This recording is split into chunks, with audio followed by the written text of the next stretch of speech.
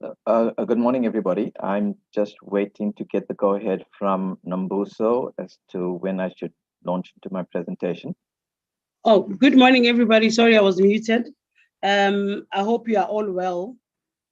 Our presenter this morning is Professor Ranjan Naidu, and is UKZN Head of Department in Occupational and Environmental Health, and has been in the academic research for over 25 years.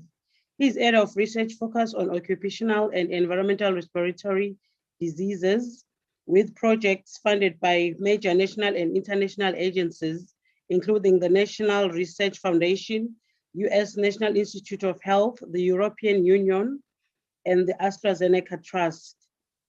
He has over 95 peer-reviewed publications. He is on the advisory board of International Archives of Occupational and Environmental Health and the American Journal of Industrial Medicine. He received his postgraduate training in occupational medicine at the University of Cape Town and his doctorate at the University of Michigan. Over to you, Prof.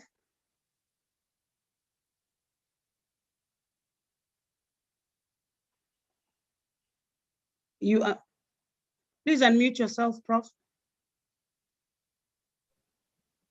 Thank you. Nambuso, can you see my presentation? Yes, I can. Thank you.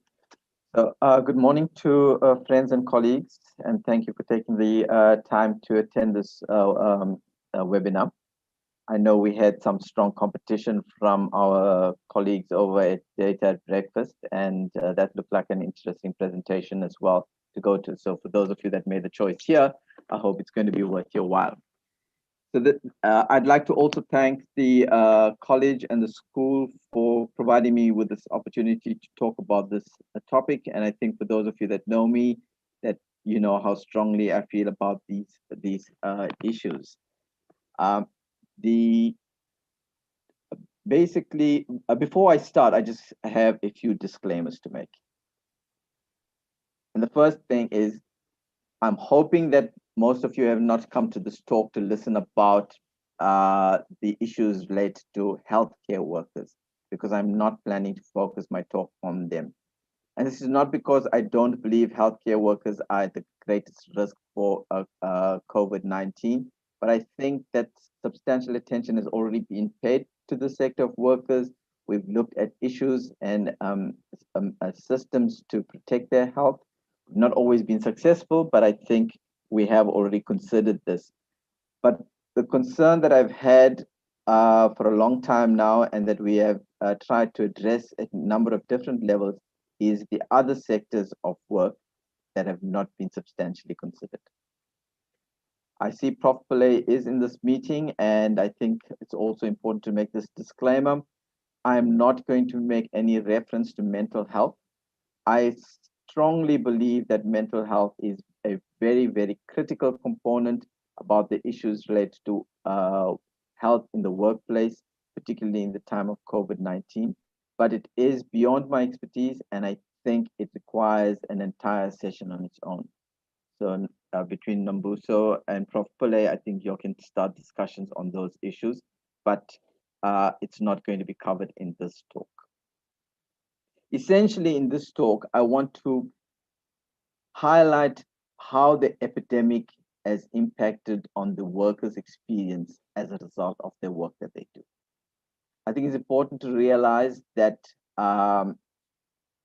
what tends to happen is that there's an expectation on all of us that workers, particularly blue-collar workers, because they're the ones with the least ability to control their exposures and their working experience, they're obliged to go to work, and consequences result if they don't. But at the same time, our attention in terms of understanding how the epidemic has affected them and how it's affected their health is seldom considered. So this is it. I mean, you know, here you have workers at work, and you have this virus that then presents a challenge, and workers then experience a number of different consequences. They become unemployed, they are at greater risk for infection, severe disease, and death. And if they're unfortunately a victim of prolonged COVID-19, they become incapacitated for the work that they do. And then we're always questioning, well, should workers be vaccinated? At which point should they be vaccinated in phase 2? We know healthcare workers, fortunately and rightfully so, were are being vaccinated in phase 1. But where do workers go? They put workers into the category of, they put some category of workers into phase 2, but without clear explanation. And then social benefits. It's always an issue. Are workers entitled to these? Do workers have to challenge for these? And there seems to be a continuous struggle to make sure that workers get benefits that they're due. But before we launch into the world of the SARS-CoV-2 virus, I'd just like us to take a step back into the time before the virus. And let's look at this, a statistic from the International Labour Organization. It estimates that some 2.3 million people die every year throughout the world as a result of work-related accidents or disease. That's 6,000 deaths every day. Now that is an epidemic or a pandemic on its own, but very, very rarely sort of considered. Of these statistics, there's 2 million workers dying because of a disease that they've acquired as a result of the work that they do. Another 300,000 die because of an occupational injury. And we know that if you've got these sorts of numbers of people dying, there's a substantial number, a greater number of workers becoming either incapacitated or in some ways being affected by the work that they do. And this is the cost to the global economy, $3 trillion US. Now, under normal circumstances, somebody would be paying attention to this, but for whatever reason, workers drop down the agenda. And even if you look at this, in terms of the leading causes of death from the World Health Organization, showing you how this has changed between 2000 and 20 years later in 2019. Based on the numbers that I've just given you, work in itself will fall in the ranking around between 8 and 9. But what happens is when workers get chronic obstructive pulmonary disease, it's included into this statistic. The impact of work is not fully explored and not fully appreciated. So workers are dying because of COPD, workers are dying because of lung cancers, but we're not attributing it to work. In the recent statement from the American Thoracic Society and European Respiratory Society on the occupational burden of non-malignant respiratory diseases, it is not an insubstantial amount that is attributed to work. If you look at adult onset asthma, up to 15% can be as a result of work. COPD also. If you look at some of the more rare respiratory conditions that we see, interstitial pulmonary fibrosis, hypersensitivity pneumonitis, sarcoidosis, these numbers go up much higher. But nobody, not clinicians, not public health professionals, not policymakers, really place the emphasis about how workplace exposures transform workers' lives. I'd like to draw your attention to the last category here. Up to 10% of community-acquired pneumonias can be attributed to workplace exposures. And you say, wow, we know community-acquired pneumonias is as a result of a bug, not workplace exposures. So what am I talking about? But that's it. We don't ask the questions and we don't look at the relationships. We know, for example, in this, we've looked at silica and the levels are low because if you look at the occupational burden, it only focuses on those workers exposed to silica. But we know that if a miner is working in a underground mine exposed to silica, their risk for TB is tremendously increased. In fact, if those of you that know the history, we would not have silica, we would not have TB in South Africa if it was not for the mining industry. So the workplace exposures drive what we see among workers in this country. But then we often talk about, and we spoke about this quite often in the last year, how the world of work is changing. And so the statistics that I've just presented to you now is in this changing environment. But when most of us talk about this new world of work, well, certainly bear in mind I'm talking about the period before COVID-19. We spoke about it in terms of the third industrial revolution, where we've had this influx of robotics in the working environment, or the fourth industrial revolution, where we start to speak about how robots speak to each other, or the Internet of Things, right? So we're speaking about this cleaner work, but this new world of work has displaced a large numbers of workers away from the traditional working environments. And then when you look at what was going on in the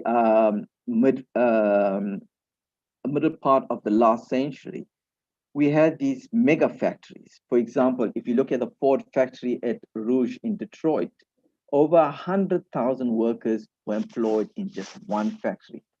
And this was the start of the second industrial revolution, right? This was where you started to have the conveyor belt system, the mechanization of production. And that has given rise, both the fourth industrial revolution, etc., has now given rise to a new world of work, which people seldom recognize, and that is informalization, casualization of work. So from the point of from the starting point of where workers were working in large factories with under a single employer, we now have people working for themselves, working for in smaller settings, much more exposed to risk, but with much less ability to control the hazards to which they're exposed. And it's in this sort of context, the one extreme you have your highly mechanized and electronic world of work, where people can work from home, to the other extreme, where people have to work in these poor conditions without any protection, that one has to appreciate the new onslaught that workers are facing. And this is the evidence that we have there. The informal sector is growing rapidly in this country. It's in the range of 20% of our normal workforce. So over the last 12 years, we've seen the increase from about 1 million, from about 2 million rising to a peak in 2019, with a massive drop in the second and third quarters of last year for obvious reasons, but generally hovering around 20% of the total employed workers in this country. So the informal sector, characterized by limited ability to control their exposures, unknown levels of risk, unknown levels of disease, is rising. And this is just for South Africa. Most parts of Africa, these figures range from about 60 to 80% of the employed workers. So we spoke about the different industrial revolutions. The first picture here shows you a period around the time of the first industrial revolution. And as I say, the more things change, the more they stay the same. So moving from the first industrial revolution to the time of the period of the fourth industrial revolution, the bottom picture is showing you a picture taken very recently among mealie workers in the Warwick Junction, exposed to the same levels of fumes, fires, and smoke that will affect their health. So that was what we were experiencing up to 2020. And amidst these challenges, the new onslaught amongst workers. The first impact that workers experienced with COVID-19 was the lockdown. This report was released in January by the International Labour Organization. They estimate that about 8.8 global working hours were lost compared to the fourth quarter in 2019. This translated to 255 million full-time jobs globally. The statistics there below show you how these shifted. But essentially, workers lost 3.7 trillion US dollars in terms of income. So a substantial knock on their ability to live and ability to survive both for themselves and their families. This was the first knock they took. And as you can see, even right up to January 2021, a substantial numbers of workers were still being affected by some type of closure across the world. So these range from either mandatory total lockdowns, obviously considerably reduced at this point in time, but still the overwhelming majority were in situations where there was required closures for at least some sectors of the workers in their different countries. So that's the effect of work. But then we argued that the economy needed to be reopened because we needed people, we needed income, and certain people argued that workers needed to start earning money. I argue that there's different ways we could have approached this, but we did that anyway. And I borrowed this slide from our colleagues at Caprisa, but because the slide clearly shows what I want to illustrate, not what Caprisa wanted to show here. But I wanted to show how the movement of workers back into the world of work influenced infection. So if you look at level 5, mostly locked down with only the health workers and most essential services functioning. But as we start to go into level 4 and to level 3, the biggest change was workers starting to go back to work. That was the biggest change. It wasn't because people were now starting to socialize more. And yet in both instances, in both the waves, those instances resulted in increased rates of infection. And my argument is that if everybody else was at home, it was the blue collar workers that were mostly contributing to these figures. And this is borne out by studies that have been done all over the world. Unfortunately, not studies done in South Africa, because for whatever reason, with all the data that we're collecting on COVID-19, nobody is collecting meaningful data on workers. So we don't have any information that says what percentage of workers are being affected. At the moment, the National Institute of Occupational Health and other structures are looking actively at redressing that situation, but it's still a challenge. So we're not collecting worker information for whatever reason. We're not able to describe what is going on in workplaces in South Africa. But let's look. There is one exception, then I'll point out that exception just now. But let's look at this. If you look at Ontario and the cases that they've seen, if you look at cases attributed to outbreaks, of the 38,000 cases that were attributed to outbreaks between January and December 2020, 23,000 was as a result of healthcare settings, and that's understandable. But the overwhelming majority of the remaining cases, almost 8,000 of them, were as a result of workplaces. So workplaces were obviously a very important driving force for the epidemic. But if you think about the types of interventions we thought about, and the focus was, let's blame it on the individual. The only reason why we're getting an increase in numbers is because people are not socially distancing, not wearing the masks, not washing their hands. And that tended to be an easier cop-out rather than looking at the larger public health issues. What were the drivers of the epidemic? So workplaces in Ontario. And this was some of the studies that emerged elsewhere. In Italy, at least 20% of infections in adults were work-related. In the US, at least 10% of the workforce were in occupations where potential exposures occurs once a week. But that 10% is exposures in the workplace. It doesn't take into account that in order to get to the workplace, workers had to get onto public transport. And yes, we spoke about social distancing on public transport. And we went from, I think it was 50% or whatever in taxis, then to 70%. And now, of course, nobody controls it at all. But workers were getting onto the buses, trains, and taxis to get to that workplace and placing them at risk. If they didn't need to go to work, possibly they wouldn't be getting onto those taxis. And then it shifted, not just workers generally, but workers in specific sectors. So we know healthcare workers, but then there were other workers. New York City, 24% of workers were infected. In Sweden, similarly, it was your transport workers, and then it was also your restaurant and kitchen managers. And remember, Sweden did not go into the types of lockdowns that the rest of the world did.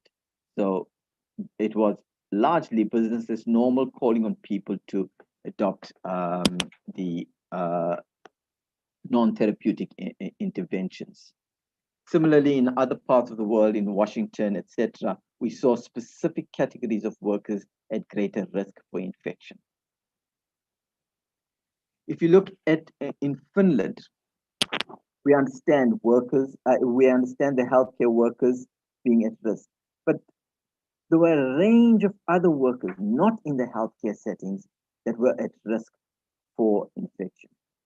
And once again, I emphasize, we said to everybody, socially distance, wear your mask, wash your hands.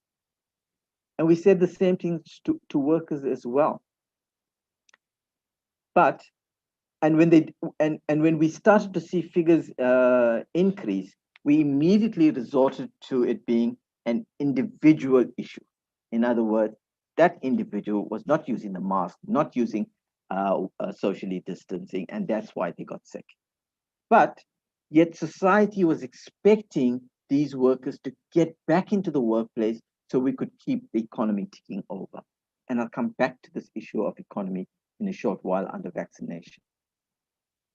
And look at this comparison that was done in Finland between the first wave and the second wave. And here they looked at the odds ratios and notably adjusted for age and sex, but not for comorbidities, comparing to people in the working age. In the first wave, as expected, largely the healthcare workers and some of the transport workers because they were considered to be essential, but the others were not at increased risk. We then moved to the second wave.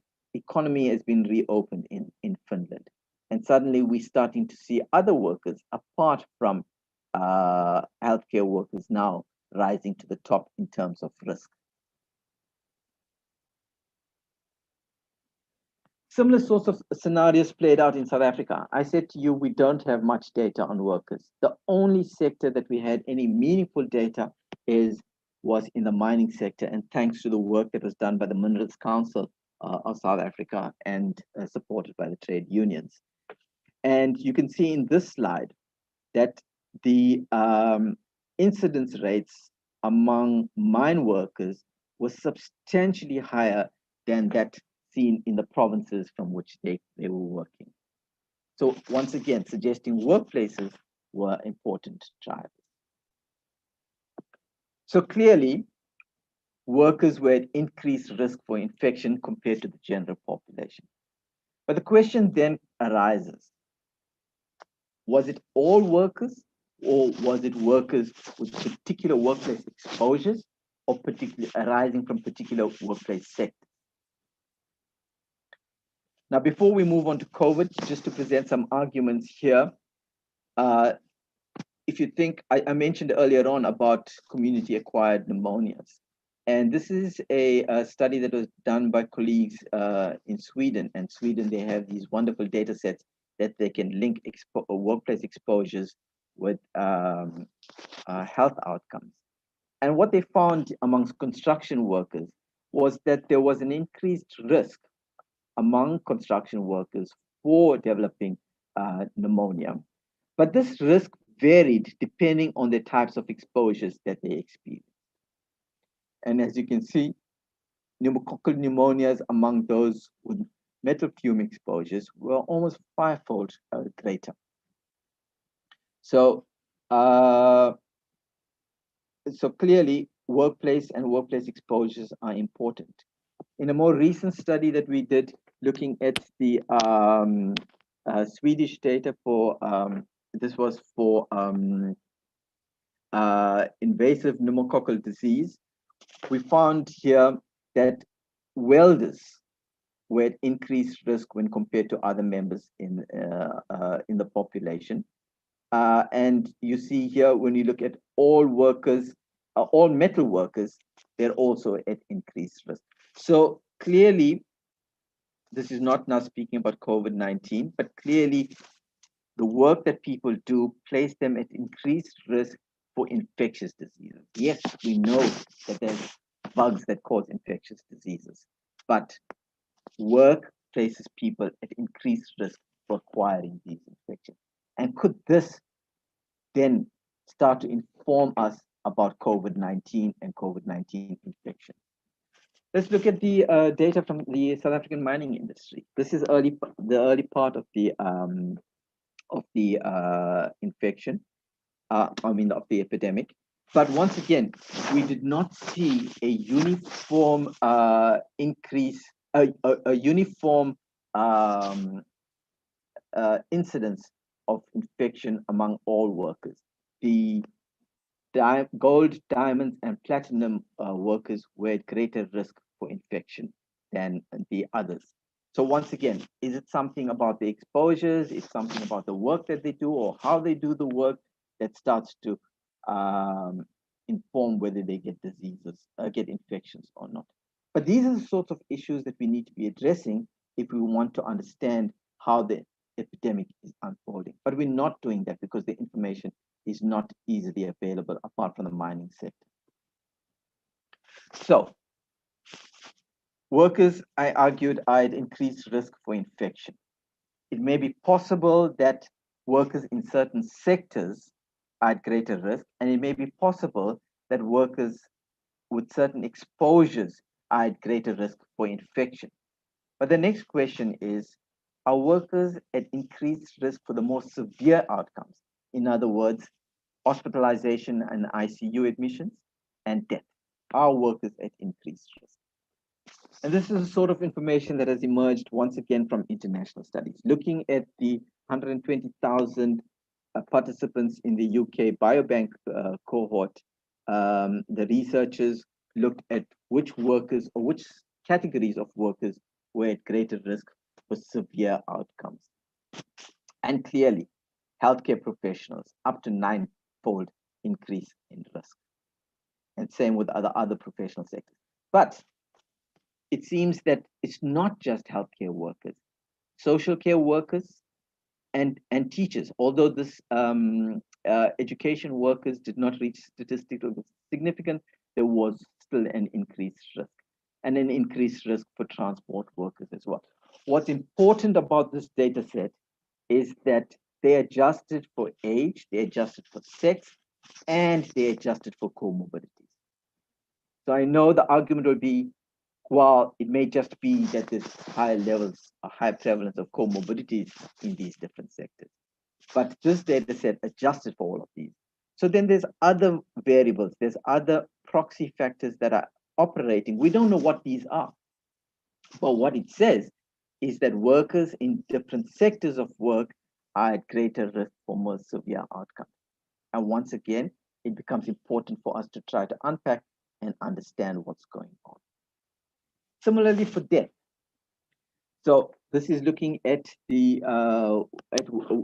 deaths that were in Massachusetts, and looking at age-adjusted mortality rates. Once again, we can see quite clearly at the top of this ladder here, healthcare workers, but it's not just healthcare workers that have a increased mortality risk. It's also workers in the transport sector, in the food. And we've seen transport sector emerge now for increased risk for infection and now for increased risk of death as well.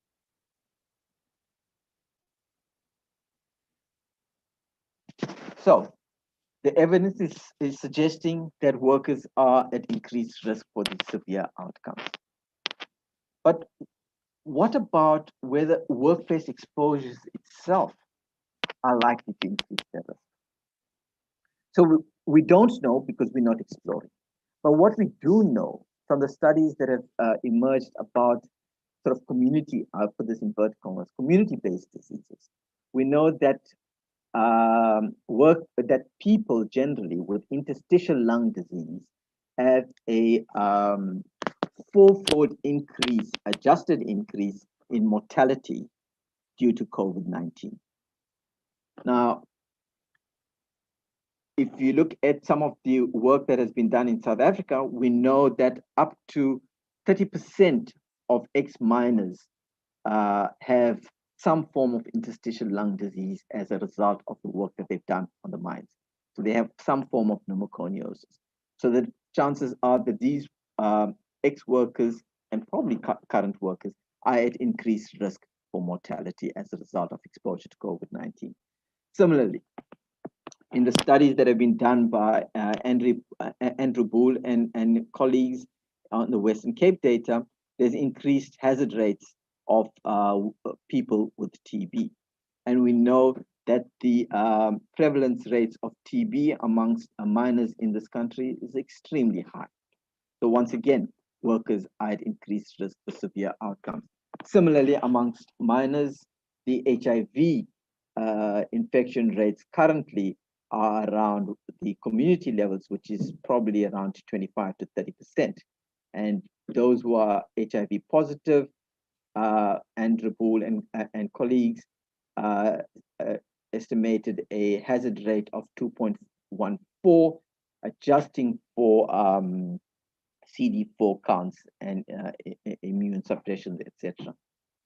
Similarly, with chronic obstructive pulmonary disease, as I indicated, up to 15% of COPD could be as a result of workplace exposures. And this is the sorts of rates that we've seen associated with COVID-19. Severe COVID-19, a risk ratio of 1.9 and a 1.3 risk for mortality if you've got COPD. So clearly, because we've got large proportions of workers with these sorts of diseases, one can assume that they're at greater risk for more severe outcomes of the disease. So not much data, as I said, amongst workers, but if I start to look at unpacking some of the data around working age, and I must emphasize this is approximate because I don't have the actual numbers, but I extracted these from the graphical representations of the KZN POH reports, which were very good reports about the epidemic, but told us very little about how workplaces were influencing the epidemic. But if you looked at this, if you look at the last year, there's approximately 225,000 infections in the working age group compared to 32,000 in the in those above that 65 years working age.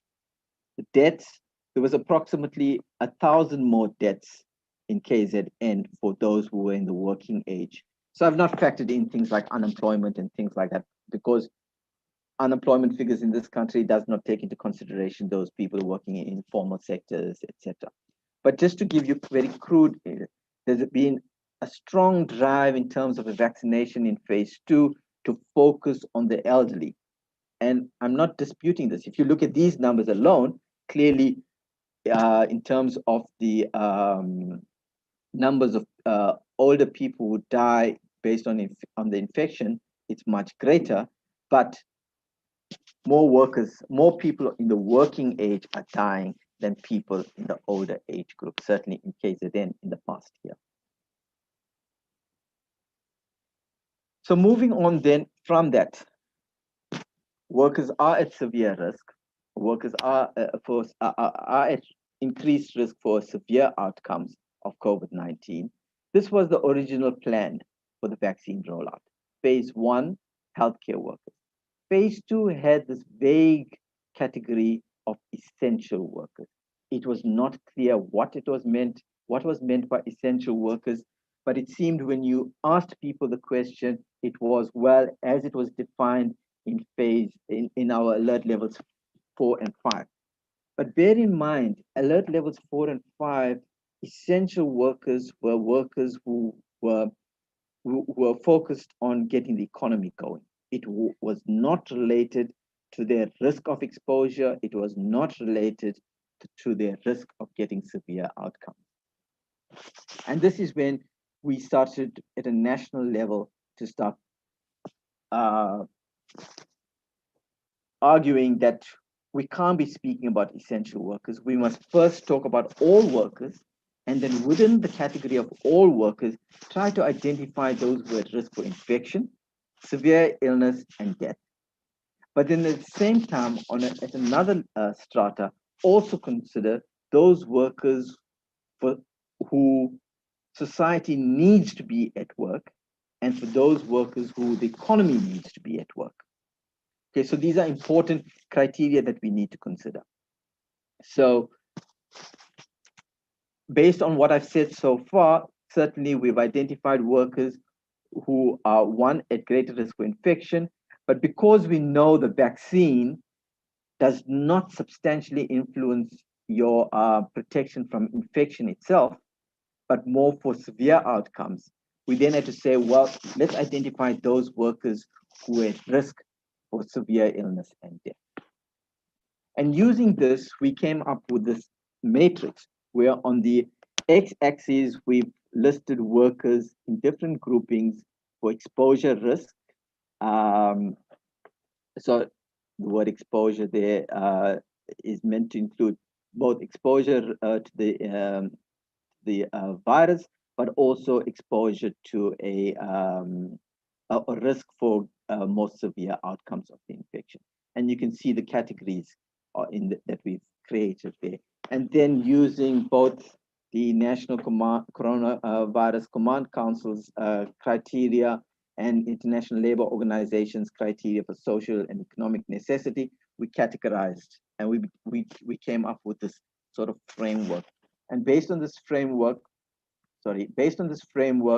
we argued that you got a red band where we felt that had to be considered in phase 2. And as we moved forward in phase 2, you then start to consider these other bands.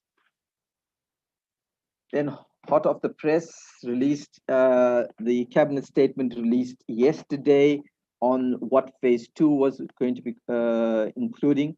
And phase 2 will commence on the 18th of May, covering 13 million vulnerable groups. And apart from the language in which it's expressed, which we won't focus on now, it argued that workers in the sectors are critical for economic recovery. So in a previous slide, I put forward to you that there's 2 strata to consider. One, increased risk for exposure and for severe outcomes, and contribution to the economy. Certainly in the statement that was issued, I don't know if this was the only consideration cabinet used, but in the statement that was issued, it seemed that the only criteria, it's not the health of the worker, but it is the health of the economy. And so for me, I'm glad to see sectors like the informal sector, the transport sector included here. But my concern is, what about the public service workers? The workers that are forced to have ongoing contact with large numbers of clients entering into their workplaces. Are they not going to be considered in phase 2? That is going to be a critical debate in the coming days. Then to move on, just want to check how I'm doing for time. To move on to what we're starting to speak a lot about now is what was being called long COVID, persistent, prolonged post-COVID syndrome, but what's now started to be referred to more as the post-acute sequelae of the SARS-CoV-2 infection, or PASC. And we know now that there's approximately about 10% of people who are infected are likely to have this. And this starts to have a direct bearing on workers. The symptoms have been repeatedly spoken about. The pathophysiology, as suggested by work that CDC, US CDC have analyzed may be one of four. It either may reflect original organ damage, it is a hyperinflammatory state, or ongoing viral activity, or inadequate antibody response. What's very important to recognize that it doesn't only affect those with severe outcomes. It may, according to the CDC, most of these are people who are not hospitalized. And there are some percentage of people with pre-existing diseases, but it's not everybody with pre-existing. So it's been seen in also very healthy, fit young people that have presented with these. So generally, if you think about the healthy worker, most workers are healthy, and most workers are likely to be at work, and large numbers of them are going to be falling victim to this post-acute sequelae of the infection. And some of these can have quite serious complications. And these are going to have a direct impact on the ability of workers to return to work. And what we need to do is we need to recognize these. We need to make sure that these conditions are managed by specialists in occupational medicine. Yes, sure, the base condition, understanding what is going on with the cardiovascular disease in the prolonged COVID, very important to be managed by your cardiologist. But how these individuals are then reintegrated to work into the working environment must be managed by specialists in occupational medicine. Because you've got to have an understanding of the work that they're required to do, at the point at which they're able to return to either alternate jobs or their usual jobs has to be decided. And then the issues around sick leave and medical incapacity come into play. If these are work-related infections, then it has a completely different meaning. At the moment, there's attempts to revise the existing compensation directives to include these sorts of conditions. So moving towards the end and starting to speak about social benefits for workers. If workers need to be put off work because of the closure of the workplace, then obviously the UIF benefits that have been widely spoken about must be considered. And there needs to be an organized way to ensure that these benefits do trickle down to workers. I think there's large parts of the way it was organized has meant that workers did not directly receive some of these benefits. South Africa was one of the very few countries in the world that recognized that COVID-19 could be a workplace disease and provided compensation for this. And this becomes important because if we started to talk about prolonged COVID and the post-acute sequelae of the disease, then we need to make sure that workers acquire the benefits due to them through the compensation system. If workers get the disease and need to extend the sick leave because of the prolonged symptoms, then unemployment insurance must be considered. And of course, then finally, medical incapacity insurance.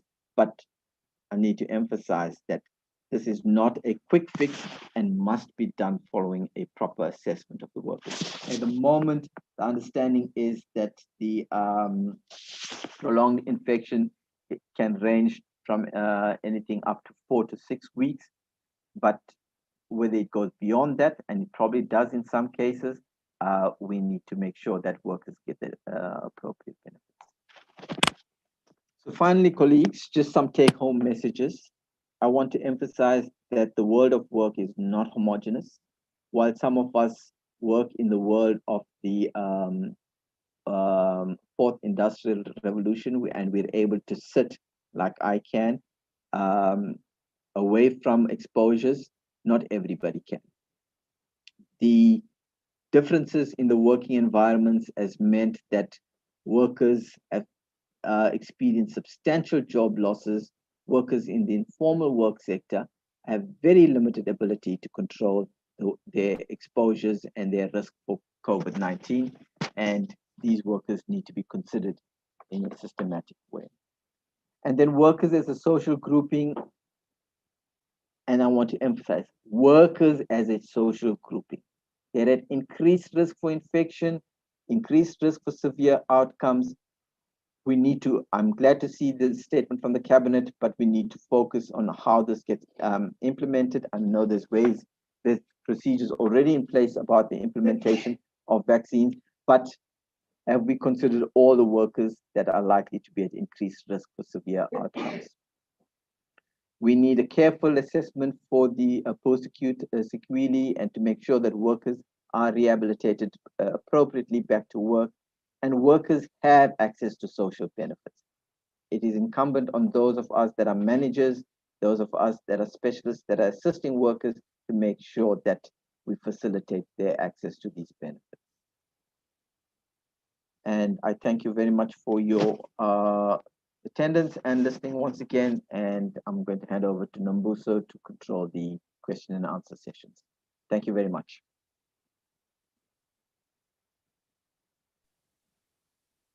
Nombuso, over to you. Thank you very much, Prof. There is a few questions on the Q&A box, but whoever wants to ask a question can just raise their hand so that you can respond, or in the chat box. So I personally prefer people putting their hands up and asking questions. Nombuso, if you can see and call out the names of those people, and then I will look at the Q&As in the chat box and write responses to them. Okay, you can just look at the Q&A for now, Prof, because there is no hand up. Okay. So Stephen Knight, hi Stephen. Is there an indication whether vaccination or possibly repeat infection influences the outcome of long COVID? Should employers be encouraged to access vaccines privately for their employees? So two different questions.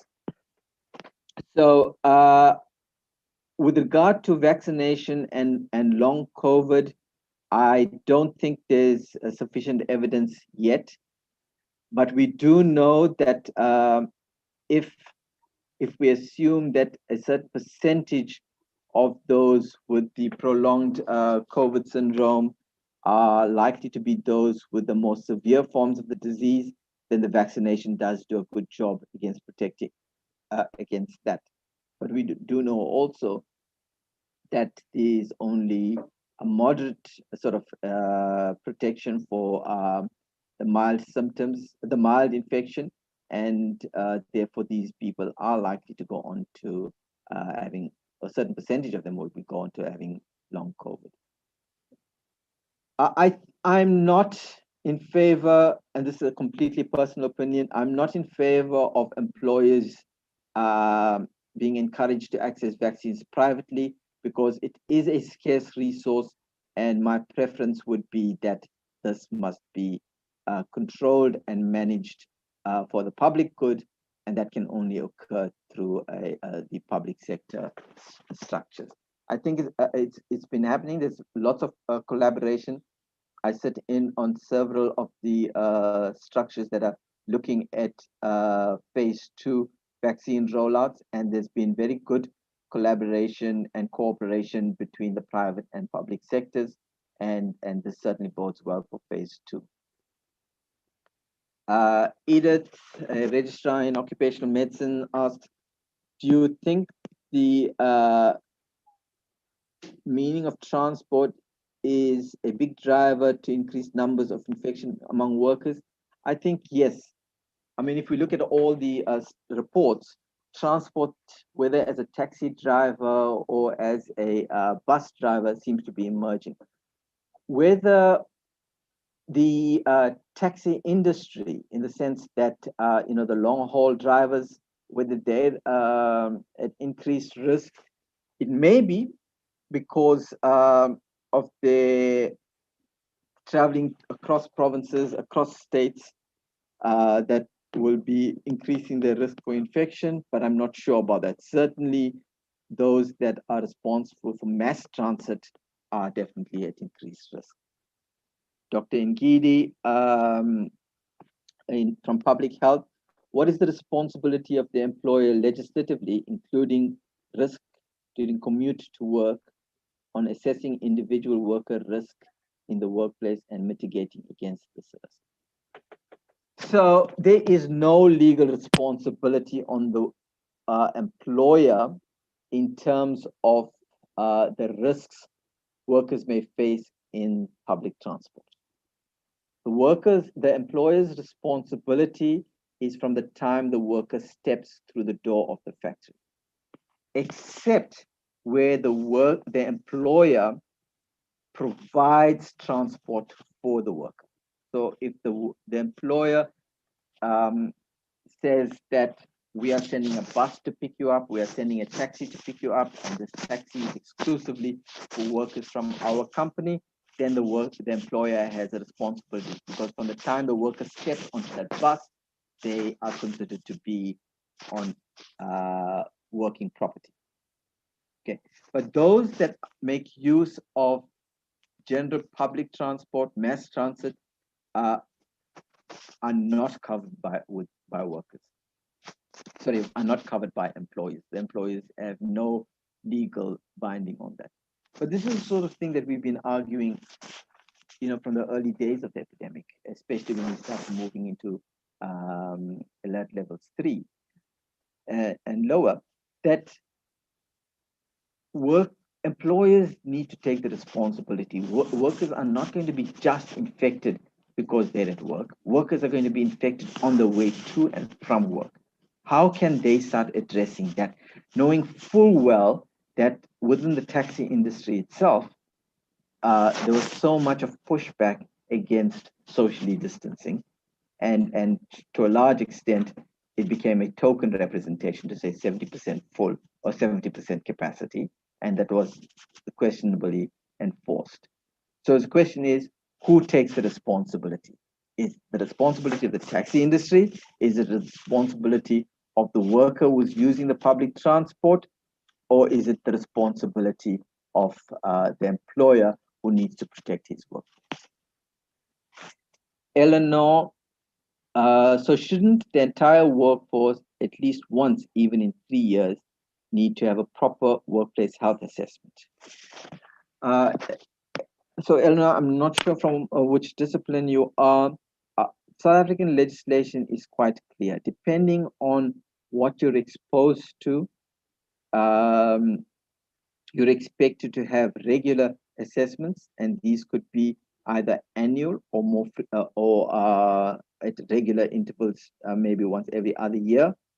And this is both for the health workers. So in other words, you need medical surveillance programs in your workplace, and then you also need a environmental monitoring of your workplace. And this could be a risk assessment that must be done either by an accredited approved inspection authority, or it must be done by the company through their internal systems, depending on the levels of exposure that workers face. But yes, South African legislation is quite clear.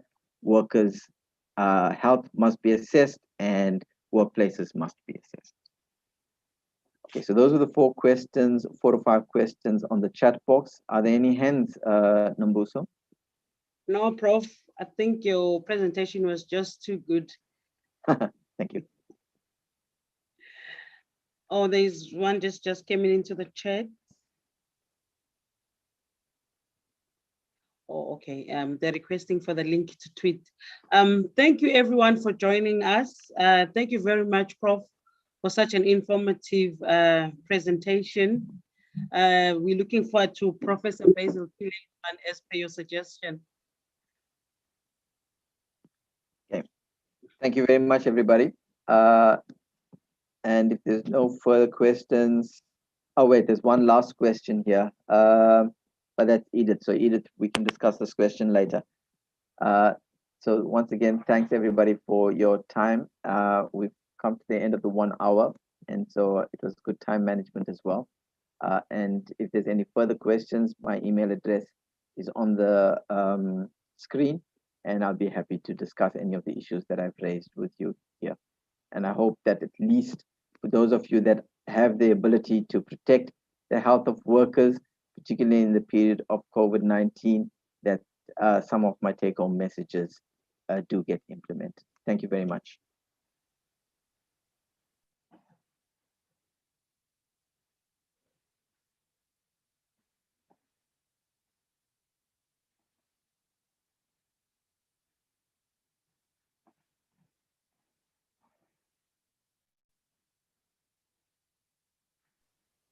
Mbuso, you will close the session? I've closed it already, Prof.